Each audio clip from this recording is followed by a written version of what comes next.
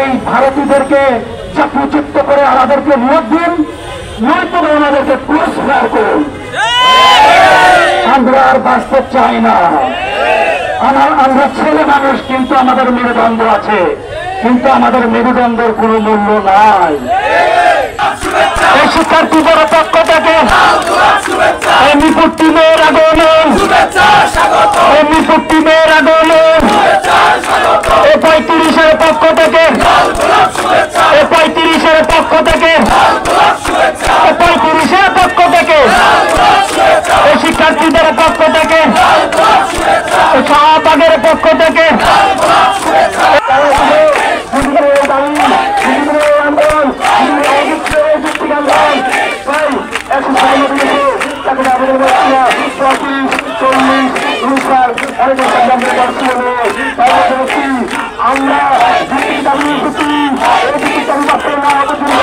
আমরা আন্দোলন চালিয়ে যাবো।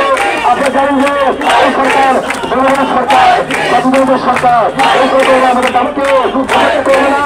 আমরা তিনি বাকি 15 বছর সার্ভিস দিবেন, সে অনুযায়ী তিনি ভাতা পাবেন। অসুবিধা কোথায়? এখন সারা উন্নত বিশ্বের সাথে আমাদের তাল মিলিয়ে চলার জন্য বয়সের কোন সীমারেখা এটা আমরা মানি না।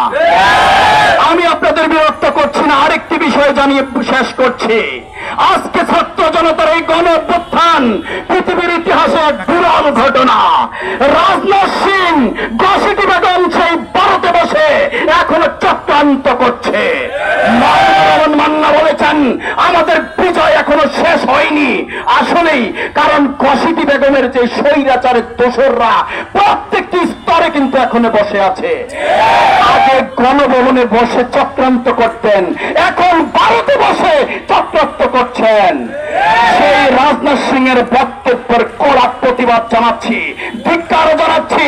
ভারতের সেই পররাষ্ট্রমন্ত্রী রাজনাথ সিং, আপনাকে হুঁশিয়ার করে দিতে চান। আপনি যে বক্তব্য দিয়েছেন, সেনাবাহিনীকে প্রস্তুত থাকার কথা বলেছেন, আপনাকে স্মরণ করিয়ে দিতে চাই ভারতে 13 লক্ষ সেনাবাহিনী আছে। কত লক্ষ? 13 লক্ষ। বাংলাদেশে 20 কোটি দেশপ্রেমিক জনতা আছে। রাজনাথ সিং, আপনাকে 1 মাস সময় দিলাম, আপনি পড়াশোনা করুন, ভিয়েতনাম যুদ্ধ নিয়ে পড়াশোনা করুন। আপনি ভিয়েতনাম যুদ্ধ নিয়ে পড়াশোনা করুন। 24 বছর পৃথিবীর সবচেয়ে শক্তিশালী রাষ্ট্র যুক্তরাষ্ট্র যুদ্ধ করেছিল ভিয়েতনামে। সেই ভিয়েতনামে যুদ্ধ করে ফল হয়েছিল, তারা পরাজয় বরণ করেছিল। কেন জানেন? সেই দিন ভিয়েতনামের দেশপ্রেমের কাছে তারা হেরেছিল। রাজনাথ সিং, এদেশের 20 কোটি দেশপ্রেমিক জনগণ আছে। আপনার 13 কোটি সেনাবাহিনী নিয়ে এই দেশপ্রেমের সাথে কখনো পারবেন না। সতর্ক হয়ে যান, সাবধান হয়ে যান। এদেশের ছাত্র জনতা জেগে উঠেছে।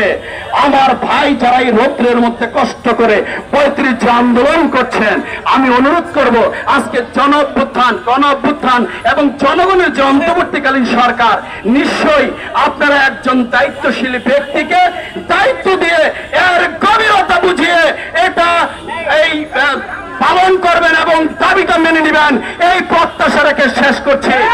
গত 12 বছরের ডিক্টেটর সরকার আমাদেরকে দিয়ে দিব, আগামী মাসে 35 হয়ে যাবে। আমরা যে আমাদের মেধা আছে, যোগ্যতা আছে, সার্টিফিকেট আছে, এই সার্টিফিকেট নিয়ে একটা অ্যাকশন হয়ে যাচ্ছে 30 বছর পরে, যেটা মেধাকে হত্যা করা সামিল, যেটা মেধাকে ধ্বংস করা সামিল, রাষ্ট্রকে ধ্বংস করা সামিল। মেধাকে সুযোগ দিলে কেবল এই রাষ্ট্র উন্নত হবে। তাই বলতে চাই, আমরা বলতে চাই যে আমরা মেধার সুযোগ চাই। আপনারা জানেন যে চাকরিতে আবেদনের বয়সসীমা এই বৃদ্ধির যে আন্দোলনটি একটি অহিংস আন্দোলন, যৌক্তিক আন্দোলন। এই আন্দোলনটি প্রায় দীর্ঘ 12 বছর থেকে চলে আসছে। যে সরকার ক্ষমতায় এসেছে তারাই বলেছে যে যৌক্তিক আন্দোলনে তারা মেনে নেবে। ইভেন যারা বিরোধী দল ছিল তখন তারা বলেছিল যে আমরা যদি ক্ষমতা আসি চাকরিতে আবেদন বয়স বৃদ্ধি করবো, 35 করবো কিংবা উন্মুক্ত করে দিব। কিন্তু আমরা দেখেছি যে বিগত স্বৈরশাসক সরকার ক্ষমতা থাকাকালীন তারা বলেছিল ক্ষমতা আসলে চাকরিতে আবেদন বয়স বৃদ্ধি করবে। কারণ হচ্ছে যে আপনারা জানেন যে বিশ্বের প্রায় 160টি দেশে চাকরিতে আবেদনের বয়সীমা কোথায় 35, কোথায় 40, কোথায় 45, কোথায় 50, কোথায় চাকরিতে আবেদনের বয়সীমা নেই, অর্থাৎ যে কোনো সময় চাকরিতে আবেদন করতে পারবে। তো বিষয়টা হচ্ছে এমনই যে আমরা এই দেশকে তখন Singapore, America, Switzerland, England, Canada বানাতে চাই, তাহলে ওই দেশগুলোকে ফলো করি আমরা। কিন্তু চাকরিতে আবেদনের বয়সীমা যদি আপনি ফলো করেন দেখবেন যে এই দেশগুলো অনেক দেশে চাকরিতে আবেদনের বয়সীমা 50, 55 কিংবা 59, অনেক দেশে চাকরিতে আবেদনের বয়সীমা নেই। কিন্তু আমরা দেখেছি যে বিগত সরকার কথা দিয়ে কথা রাখেনি। তারা বলেছে যে তারা ক্ষমতা আসলে চাকরিতে আবেদনের বয়স বৃদ্ধি করবে, কিন্তু তারা বরাবরই এই বৃহৎ গোষ্ঠী ছাত্র সমাজের সাথে তালবাহানা, তামাশা, প্রতারণা করেছে, যা আমরা শেষ মুহূর্তে প্রমাণ পেয়েছি। আপনারা জানেন যে ছাত্র জনতার গণ অভ্যুত্থানে এই স্বৈরশাসক সরকার পতন হয়েছে, এই স্বৈরশাসক সরকার পালাতে বাধ্য হয়েছে। তাই আমরা বলতে চাই যে এই যে বর্তমান সরকার, এই সরকার আমাদের সরকার, আমরা এই সরকার ক্ষমতা এনেছি এবং বসিয়েছি। ডক্টর মোহাম্মদ ইউনূস সাহেব প্রধান উপদেষ্টা এবং আমাদের প্রধানমন্ত্রী সমতুল্য। কারণ হচ্ছে যে উনি বিশ্বের প্রায় সকল দেশে উনি সম্মানিত, যে উনি নোবেল পুরস্কার প্রাপ্ত এবং উনি এদেশের সবচেয়ে বড় একটি গর্বের বিষয়। আমি জানি যে উনি উন্নত দেশের দিকে ফলো করবেন, যদি উনি আমেরিকা, ইংল্যান্ড, সুইজারল্যান্ড, ইউরোপ কান্ট্রিগুলোর সাথে সম্পর্ক রয়েছে, উনি জানবেন যে ওই দেশগুলোতে মেধাবীরা কীভাবে সুযোগ পায়, কত তাদের আবেদনের বয়সসীমা।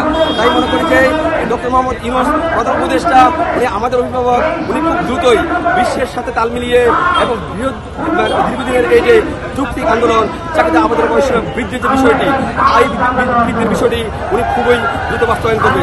হয়তো আমরা অতি শীঘ্রই ঘোষণা দিব, আমরা কোনো ঘোষণা অফিসিয়ালি দিইনি যে 3 বছর আমরা টার্গেট দিতে পারি যে এর মধ্যে আমাদের দাবি বাস্তবায়ন করতে হবে। কিন্তু আপনি জানেন যে চাকরিতে আবেদনের বয়স বৃদ্ধির বিষয়টি কিন্তু আমরা চাকরি চাচ্ছি না, আমরা সুযোগ চাচ্ছি। আমরা যে আমাদের মেধা আছে, যোগ্যতা আছে, সার্টিফিকেট আছে, এই সার্টিফিকেট নিয়ে একটা অ্যাক্সিডেন্ট হয়ে যাচ্ছে 30 বছর পরে, যেটা মেধাকে হত্যা করা সামিল, যেটা মেধাকে ধ্বংস করা সামিল, রাষ্ট্রকে ধ্বংস করা সামিল। মেধাকে সুযোগ দিলে কেবল রাষ্ট্র উন্নত হবে। তাই বলতে চাই, আমরা বলতে চাই যে আমরা মেধার সুযোগ চাই, যোগ্যতা প্রমাণ সুযোগ চাই, আমরা এই দেশের সেবা করতে চাই। তাই এই ডক্টর মোহাম্মদ ইউনূস, আমাদের প্রধান উপদেষ্টা সহ যারা অভিভাবক, তারা আমাদেরকে অতি শীঘ্র ডাকবেন, আমরা তাদের এই ডাকে সাড়া দিয়ে তারা একটা ঘোষণা দিবেন যে এর মধ্যে সরকারি বাস্তবায়ন করবে, তাহলে আমরা আমাদের দাবি আন্দোলন সমাপ্ত করবো ইনশাআল্লাহ। আমরা এখনো আলটিমেটাম দেইনি, আমরা আলটিমেটাম দিব। আমাদের শিক্ষার্থীরা অন্ধ, তারা আসলে আমরা আমাদের কার্যক্রমে চলে যাব। তবে আমরা আজকে ভালো নেই, আমরা আজকে প্রকৃত জায়গায় প্রকৃত স্থানে আমরা আজকে ব্লককে যদি মূল্যায়ন করা হয়, আমাদেরকে সে মূল্যায়ন করা হয় না। কারণ আজকে আমরা প্রতিটা জায়গায় বোঝা হয়ে আছি। কেন আছি আপনারা জানেন কিনা? এই ফ্যাসিস্টবাদী সরকার 26 লক্ষ বেকার, 26 লক্ষ ভারতীয়কে আমাদের দেশের চাকরি দিয়েছে, সে কারণে আজকে বাংলাদেশের শিক্ষার্থীরা বেকার। আজকে যদি 26 লক্ষ জনশক্তিকে যদি বাতিল করা হয়, আমরা আর কেউ বেকার থাকবো না। এই জন্য যেহেতু আমাদের নতুন সরকার, তিনি শিক্ষার্থী বান্ধব সরকার, আমি তাকে দ্রুতভাবে আহ্বান করি, আপনি হয় আমাদেরকে এই ভারতীয়দেরকে চাকরিচ্যুত করে আমাদেরকে নিয়োগ দিন, নয়তো আমাদেরকে পুরস্কার করুন। আমরা আর বাঁচতে চাই না। আমরা ছেলে মানুষ, কিন্তু আমাদের মেরুদণ্ড আছে, কিন্তু আমাদের মেরুদণ্ডের কোনো মূল্য নাই। এই সমাজ আমাদেরকে মূল্য দেয় না, এই আগের রাষ্ট্র ব্যবস্থা আমাদেরকে মূল্য দেয়নি। আমরা চাই আমাদেরকে সঠিকভাবে মূল্যায়ন করা হোক। আমি আরেকটি আপনাদেরকে কথা বলতে চাই, আপনারা জানেন কিনা আমাদের আউটসোর্সিং যে ভাইয়েরা আজকে রাস্তায় নেমে জাতীয়করণ করতে যাচ্ছে, আমরা কি জানি না ভাই? আপনারা সরকারের দালাল ছিলেন, ফ্যাসিস্টবাদী সরকারের অবস্থায় নিয়োগ পেয়েছেন, কারণে আপনারা ছাত্রলীগ তার ভিতর ঢুকে আপনারা আমাদের সাথে, আমাদের এক ভাইকে তারা কিন্তু মেরেছে, আপনারা জানেন কিনা? আমরা সেদিন যখন তাদের সঙ্গে কথা বলতে যাই, তখন কিন্তু আমাদের এক ভাইকে মেরে মারাত্মক অবস্থা হয়ে আছে, তিনি এখনো হসপিটালে। আপনারা মনে হয় জানেন, আমাদের পাঠান ভাই। অতএব আমরা যেহেতু বৈষম্য দূর করেছি, এই রাষ্ট্র ব্যবস্থা পরিবর্তন করেছি, ইনশাআল্লাহ আমরা আমাদের এই দাবিটাও পরিবর্তন করবো ইনশাআল্লাহ। আমরা চাই অনিতবিলম্বে আমাদের এই দাবিটি অতি সত্ত্বর আমাদের এই দাবিটি বাস্তবায়ন করা হোক। আমরা এখনো আলটিমেটাম দেইনি, আমরা আলটিমেটাম দিব। আমাদের শিক্ষার্থীরা অন্ধ হয়ে তারা আসলে আমরা আমাদের কার্যক্রমে চলে যাব। তবে কি মনে হচ্ছে 35 কি বাস্তবায়ন হবে কিনা? ইনশাআল্লাহ আমি মনে করি যে আজকে 35 বাস্তবায়ন হওয়ার বিগত অনেক বছর যাবত আমরা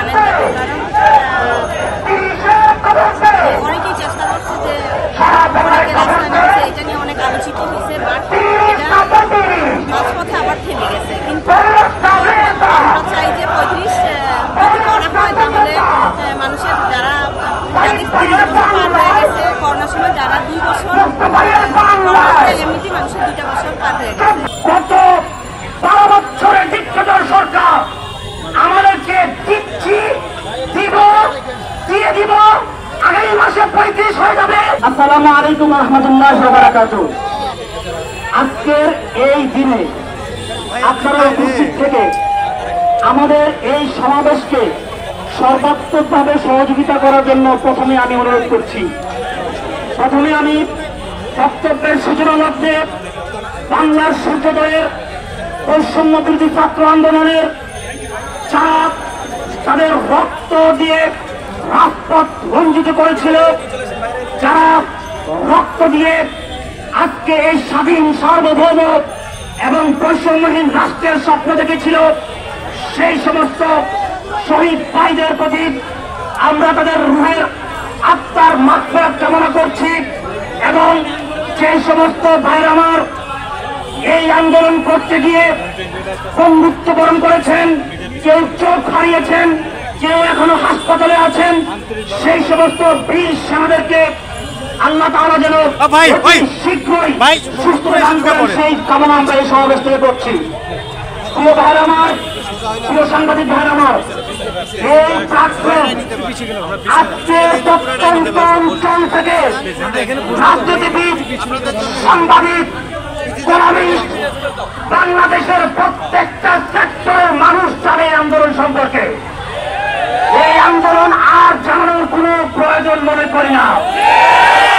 আমরা বাংলাদেশের সবচেয়ে নিগৃহ বঞ্চিত একটা জাতি হিসেবে আবির্ভূত হয়েছি। আপনারা জানেন যে চাকরিতে আবেদনের বয়সসীমা এই বৃদ্ধির যে আন্দোলনটি একটি অহিংস আন্দোলন, যৌক্তিক আন্দোলন। এই আন্দোলনটি প্রায় দীর্ঘ 12 বছর থেকে চলে আসছে। যে সরকার ক্ষমতায় এসেছে তারাই বলেছে যে এই যৌক্তিক আন্দোলনে তারা মেনে নেবে। ইভেন যারা বিরোধী দল ছিল তখন তারা বলেছিল যে আমরা যদি ক্ষমতা আসি চাকরিতে আবেদন বয়স বৃদ্ধি করবো, 35 করবো কিংবা উন্মুক্ত করে দিব। কিন্তু আমরা দেখেছি যে বিগত স্বৈরশাসক সরকার ক্ষমতা থাকাকালীন তারা বলেছিল ক্ষমতা আসলে চাকরিতে আবেদন বয়স বৃদ্ধি করবে। কারণ হচ্ছে যে আপনারা জানেন যে বিশ্বের প্রায় 160টি দেশে চাকরিতে আবেদনের বয়সীমা কোথায় 35, কোথায় 40, কোথায় 45, কোথায় 50, কোথায় চাকরিতে আবেদনের বয়সীমা নেই। অর্থাৎ যে কোনো সময় চাকরিতে আবেদন করতে পারবে। তো বিষয়টা হচ্ছে এমনই যে আমরা এই দেশকে তখন Singapore, America, Switzerland, England, Canada বানাতে চাই, তাহলে ওই দেশগুলোকে ফলো করি আমরা। কিন্তু চাকরিতে আবেদনের বয়সীমা যদি আপনি ফলো করেন দেখবেন যে এই দেশগুলো অনেক দেশে চাকরিতে আবেদনের বয়সীমা 50, 55 কিংবা 59, অনেক দেশে চাকরিতে আবেদনের বয়সীমা নেই। কিন্তু আমরা দেখেছি যে বিগত সরকার কথা দিয়ে কথা রাখেনি।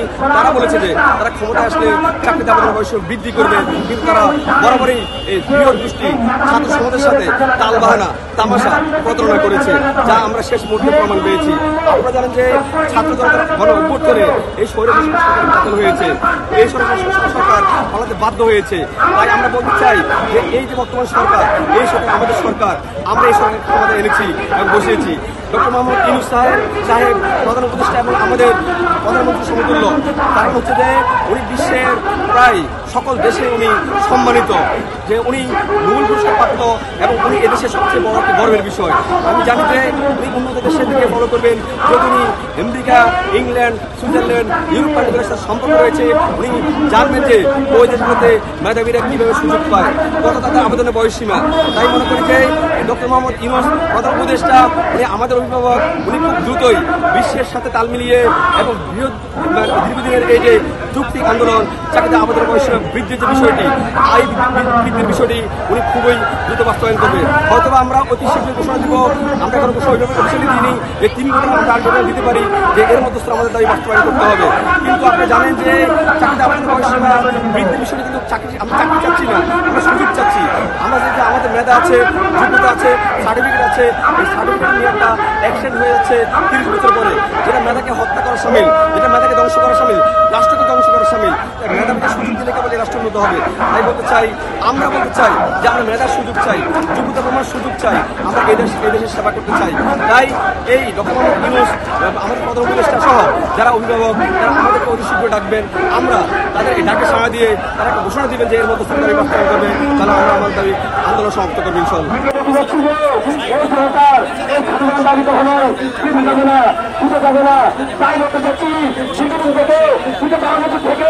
আমরা আন্দোলন করে এসেছি, মনে রাখতে হবে একটি অহিংসা আন্দোলন, একটি অহিংসা আন্দোলনের মাধ্যমে আমরা আমাদের দাবি বাস্তবায়ন করবো ইনশাআল্লাহ। 35 আমাদের যুক্তির দাবি, প্রাণের দাবি, প্রত্যেক দাবি, এই দাবি বাস্তবায়ন আমরা কিন্তু আমরা করে ফিরবো ইনশাআল্লাহ। আপনারা দূর থেকে এসেছেন, মনে রাখবেন আমরা এই সরকারের সাথে উচিত আত্ম করেছি, অতএব এই সরকারের জন্য গঠন হয়েছে, তাই সরকারের আমরা সরকারের লোক আমরা বলতে চাই এই সরকার আমরা বাস্তবায়ন করবো। তাই সবাই ঐক্যবদ্ধ সিংহ থাকুন ইনশাল্লাহ। সবাই সবাইকে বলতে চাই আপনারা যে যেখানে থাকুন সিংহ থাকুন, আমাদের বাস্তবায়ন হবে। এটাই আমার শেষ বক্তব্য। আগামী 3 ঘন্টার মধ্যে যদি আমাদের বাস্তবায়ন না হয় তাহলে আমরা কিন্তু রাষ্ট্র চাইব না। পরবর্তী এই শিক্ষার্থী যারা